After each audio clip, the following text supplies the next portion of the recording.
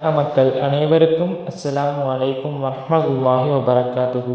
சென்ற வீடியோவில் நாம் நம்முடைய வாழ்க்கையில் மறந்த ஒரு விஷயத்தை பற்றி பார்த்தோம். இந்த வீடியோவில் அது போன்ற மற்றொரு விஷயத்தை பற்றி பார்ப்போம்.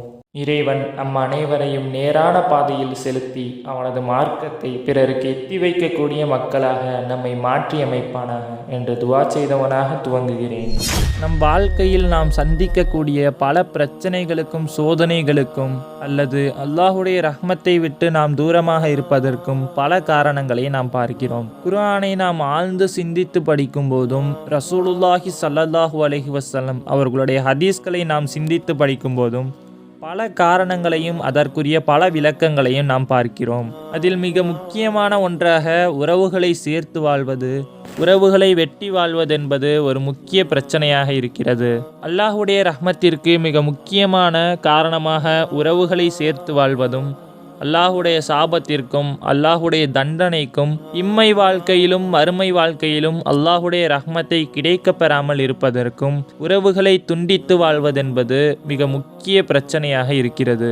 அல்லாஹ் தன் திருமறையில் கூறும்போது இன்னும் அவர்கள் எது சேர்க்கப்பட வேண்டும் என அல்லாஹ் ஏவினானோ அந்த சொந்த பந்தத்தை சேர்ப்பார்கள், இன்னும் அவர்கள் தங்கள் இறைவனை அஞ்சுவார்கள், மேலும் கடின விசாரணைக்காக பயப்படுவார்கள். இதிலிருந்து உறவுகளை சேர்த்து வாழ வேண்டும் என்பது அல்லாஹுடைய வேதத்தில் உள்ள கட்டளை என்பதை நாம் அறிய முடிகிறது. ஒரு மனிதன் உறவை முறிக்கிறான் என்றால், இரத்த உறவுகளை துண்டித்து வாழ்கிறான் என்றால், அங்கே அவனுடைய உள்ளத்தில் இருக்கக்கூடிய ஈரத்தை, அந்த பாசத்தை அல்லாஹ் பிடுங்கிவிட்டான் என்று பொருள். எந்த மனிதனுடைய உள்ளத்தில் ரஹ்மத், இரக்கம், கருணை இருக்குமோ அந்த மனிதன் அந்த கருணையை, அந்த இரக்கத்தை தன்னுடைய இரத்த உறவுகளோடு முதலாவதாக பகிர்ந்து கொள்வான். யார் ஒரு மனிதன் தன் சகோதரருக்கு அவர் இல்லாத நேரத்தில் மறைவில் அவருக்காக துவா கேட்பாரோ அந்த துவா ஏற்றுக்கொள்ளப்படும். அவரின் தலைமாட்டில் ஒரு வானவர் இருப்பார். அவர் இந்த சகோதரர் தன்னுடைய சகோதரருக்காக துவா செய்யும் போதெல்லாம் ஆமீன், உனக்கும் அதுபோல் கிடைக்கட்டும் என அந்த மலக்கு கூறுவார் என்று அல்லாஹ்வினுடைய தூதர் ஸல்லல்லாஹு அலைஹி வஸல்லம் அவர்கள் கூறினார்கள். இரத்த உறவுகளுக்கு நாம் துஆ செய்வதின் காரணமாக அவர்கள் மீது நம் உள்ளத்தில் உள்ள அழுக்குகள் நீங்கி விடுகின்றன. அல்லாஹ் அன்பை போட்டு விடுகின்றான், நம்முடைய பகைமையை மறைத்து விடுகின்றான். யார் மீதாவது உங்களுக்கு கோபம் இருக்குமேயானால் அல்லது வேறு ஏதாவது துன்யாவுடைய காரணமாக அவர்கள் மீது வெறுப்பு இருக்குமேயானால் அவர்களுக்காக துஆ செய்யுங்கள், அந்த வெறுப்பை அல்லாஹ் போக்கி விடுவான். இன்று உறவுகளை துண்டித்து விட்டு உறவுகளோடு சண்டை சச்சரவு செய்து வாழக்கூடிய மக்கள் சிந்தித்து பார்க்க வேண்டும். அல்லாஹுடைய ரஹ்மத்தை விட்டு எவ்வளவு தூரம் நாம் சென்று கொண்டிருக்கிறோம் என்று.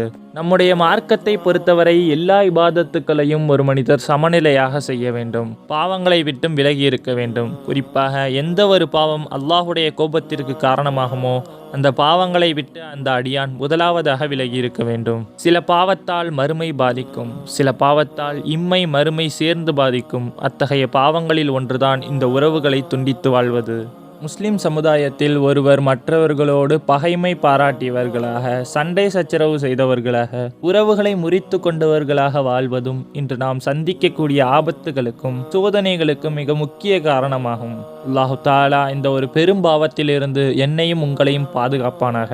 அல்லாஹு தாலா இந்த இரத்த உறவுகளை பேணி வாழ்வதற்கும் அவர்களோடு மரியாதையோடு, கண்ணியத்தோடு, நேசத்தோடு வாழ்வதற்கும் எனக்கும் உங்களுக்கும் உதவி செய்வானாக.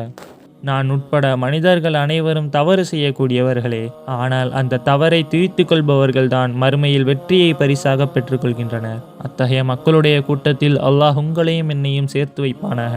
இன்ஷா அல்லாஹ் வரக்கூடிய அடுத்தடுத்த வீடியோக்களில் நாம் மறந்த, மாற்ற வேண்டிய மற்ற விஷயங்களை பற்றி காண்போம். இந்த வீடியோவை உங்கள் உறவினர்களுக்கும் பகிர்ந்து நன்மையை பங்கிட்டு கொள்ளுங்கள். அஸ்ஸலாமு அலைக்கும் வரஹ்மத்துல்லாஹி வபரகாத்துஹு.